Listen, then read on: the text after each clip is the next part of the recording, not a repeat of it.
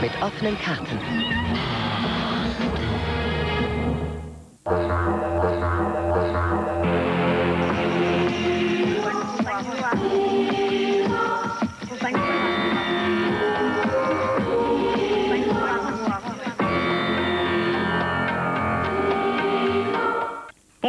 Guten Abend.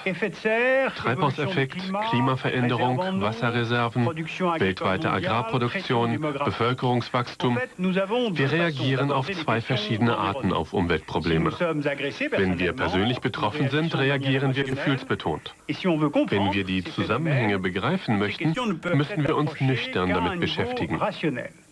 Und je mehr wir heute von den Problemen der Umwelt begreifen, umso weniger werden wir die Lösung dieser Probleme auf die Schultern unserer Kinder laden.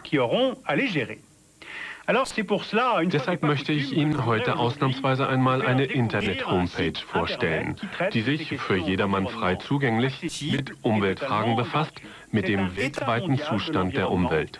Finanziert wird sie vom Umweltprogramm der Vereinten Nationen und umgesetzt wird sie von einem GRID-Zentrum. GRID bedeutet Global Resources Information Database. Das Zentrum befindet sich im norwegischen Arendal. Dort arbeiten etwa 30 Forscher aus verschiedenen Ländern. Sie sammeln, sortieren und veröffentlichen Daten zum weltweiten Zustand der Umwelt.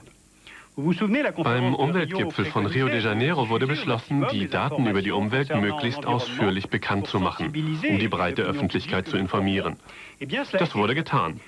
Je informierter wir sind, umso mehr Druck können wir auf unsere Abgeordneten ausüben. Sehen wir uns die Homepage an. Auf der Begrüßungsseite haben wir 4 Möglichkeiten. Geografische Informationssysteme,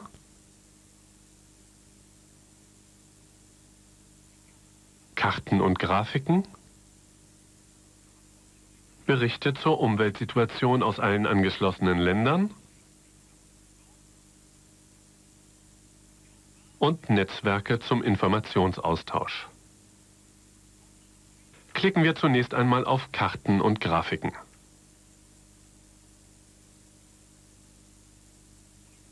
Dort haben wir die Wahl zwischen einer Liste von Themen wie Bodendegradation, Versauerung, Verschmutzung, Atmosphäre und Klimaveränderung und einer geografischen Liste. Klicken wir zunächst einmal in der geografischen Liste auf die Region, die uns am meisten betrifft, auf Europa.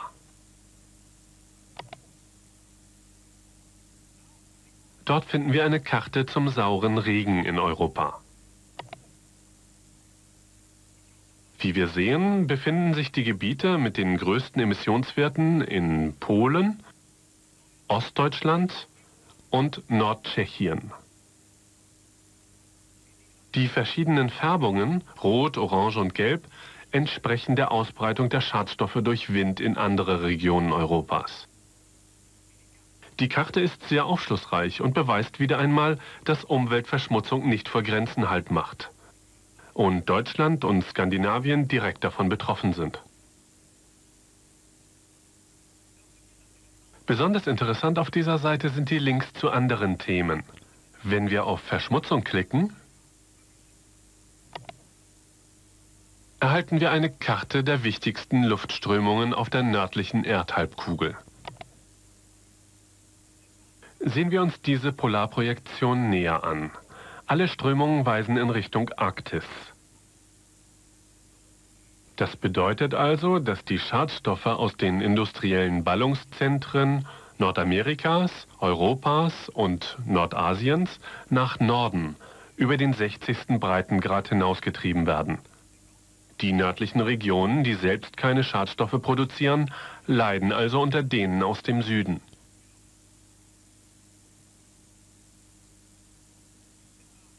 Von dieser Seite aus gelangen wir zu einem anderen Thema: Atmosphäre und Klimaveränderung.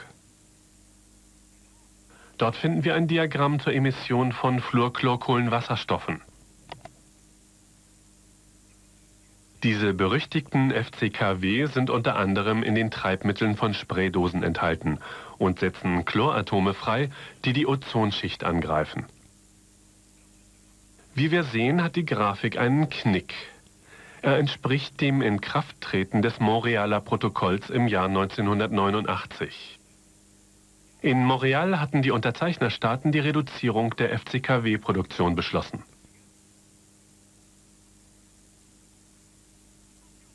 Kehren wir nun zurück auf die Ausgangsseite und werfen wir einen Blick in die Berichte zur Umweltsituation.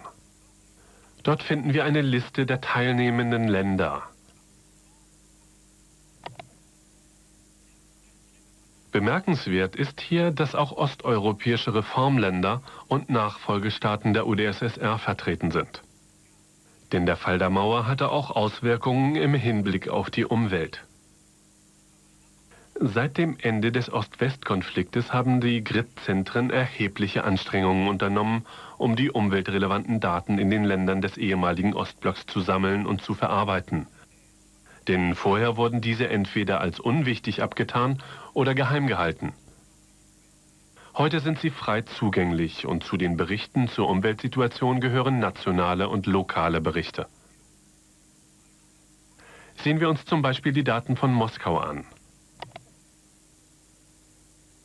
Auf einer sehr gut dokumentierten Seite erfahren wir etwas über die Industriegebiete der Stadt, die Sterblichkeitsrate im Stadtgebiet, die Wasserverschmutzung in Moskau, den Zustand des Bodens und sogar über die radioaktive Verschmutzung. Die Karten, die alle die russische Hauptstadt betreffen, muss man sich in aller Ruhe anschauen. Aber man kann sie übereinanderlegen. Sie haben alle den gleichen Maßstab. Man kann die Daten also miteinander vergleichen. Diese riesigen Mengen von Daten wurden über mehrere Jahre hinweg gesammelt, bearbeitet und geordnet. Die Aufgabe der GRID-Zentren des UNEP, des Umweltprogramms der Vereinten Nationen, ist die Verbreitung dieser Informationen, indem sie unter anderem unter dieser Adresse im Internet bereitstellen und regelmäßig auf den neuesten Stand bringen. Worin besteht der Nutzen dieser Arbeit? Die Daten sind frei zugänglich und die Quellen sind zuverlässig, denn sie wurden von Fachleuten geprüft. Lehrer können sich auf den neuesten Stand bringen und fortbilden und die Informationen an ihre Schüler weitergeben. Das Material ist einfach, auch wenn man manchmal ein wenig Zeit braucht, um es zu lesen und zu begreifen. Man kann aber auch ein wenig kritischer reagieren und sich fragen, was wir mit dieser Masse an Daten eigentlich anfangen sollen, inwiefern sich daraus Konsequenzen ergeben und ob sie wirklich Einfluss auf die politischen Entscheidungen haben. Denn die Ergebnisse dieser Forschung haben keine zwingenden Folgen. Es werden nicht zwangsläufig Mittel zur Lösung der Probleme bereitgestellt, ohne die politische Entscheidungen ja nutzlos sind. Auf jeden Fall ist es nützlich, die Ergebnisse dieser Arbeit zu veröffentlichen. Aus zwei ganz einfachen Gründen. Erstens werden die Forschungen mit unseren Steuern finanziert. Es ist also normal, dass wir davon unterrichtet und die Ergebnisse gut verbreitet werden. Zweitens bilden wir die öffentliche Meinung und dazu müssen wir informiert sein. Damit befinden wir uns mitten im demokratischen Entscheidungsprozess. Nur wir können zu Umweltfragen Druck auf die von uns gewählten Regierungen ausüben. Denn diese interessieren sich aus traditionellen Gründen meistens nicht besonders für die Umwelt. Im September 1999 erklärte die Umweltagentur der Vereinten Nationen, dass es zu spät sei, um die Klimaerwärmung der Erde aufzuhalten. 20% der Weltbevölkerung leidet unter Wassermangel. Die Emission von Treibhausgasen hat sich seit 1950 vervierfacht. All das sind wertvolle Informationen, die uns dabei helfen, uns der Gefahren bewusst und schließlich aktiv zu werden. In einer der nächsten Folgen werde ich vom sowjetischen Atommüll vor der russischen Halbinsel Kola in der Barentssee berichten. Ich werde die Bewohner dieser sehr weit nördlich liegenden Region fragen, welche technischen und welche politischen Maßnahmen zur Bekämpfung der Verschmutzung ihrer Nahrungskette sie fordern.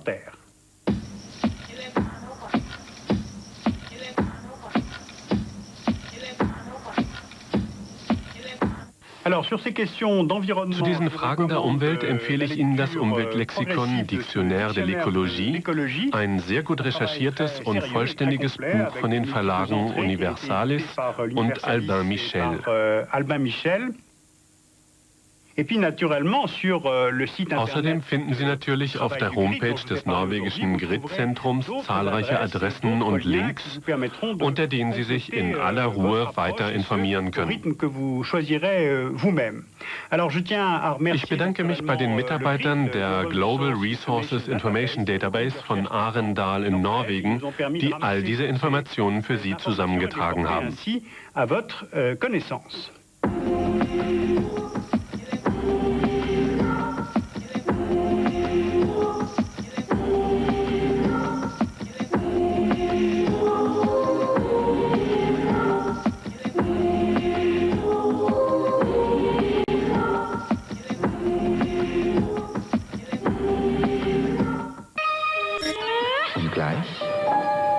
Viele glauben sie zu kennen, doch gehört hat sie noch keiner. Marcel Prousts Vinteuil-Sonate, gleich bei Arte. Montag? Freundschaft, mein Lieber, Freundschaft. Kein Austausch von Körperflüssigkeit innerhalb des Teams. Wir müssen es jetzt unbedingt machen. Was? Ficken. Ich höre auch nichts dafür, dass ich dich mag. Nee, kannst du auch nichts für. Ob das Mann gut geht? Das Trio, Montag um 20:45 Uhr. Dienstag?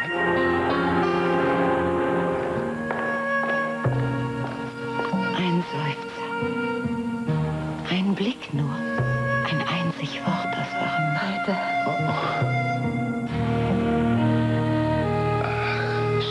Zu leben gilt es nicht mehr.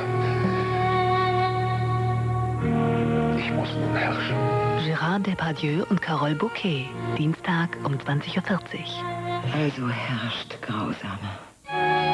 Und nun begeben wir uns mit Marcel Proust auf die Suche nach der Sonate von Vinteuil.